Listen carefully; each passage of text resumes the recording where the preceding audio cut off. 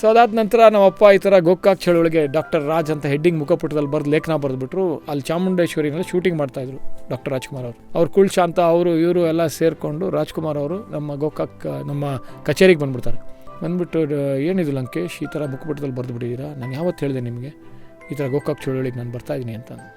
ಆವಾಗೊಂದು discussion ಆಗುತ್ತೆ. ಚಿತ್ರರಂಗ Kannada cinema ನಿಮಗೆ ಎಲ್ಲ ಕೊಟ್ಟಿದೆ, ಕನ್ನಡಿಗರು ನಿಮಗೆಲ್ಲ ಕೊಟ್ಟಿದ್ದಾರೆ.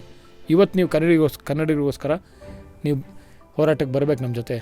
ಅವಾಗೊಂದು ಟೀ ಕುಡಿತಾ ಒಂದು 5 ನಿಮಿಷ ಯೋಚನೆ ಮಾಡ್ತಾರೆ, ಇಬ್ಬರು ಕೈ ಕುಲುಕ್ತಾರೆ. ನೆಕ್ಸ್ಟ್ ಡೇಯಿಂದ ಡಾಕ್ಟರ್ ರಾಜ್ ಪ್ರತಿ ಹಳ್ಳಿಗೂ ಹೋಗ್ತಾರೆ.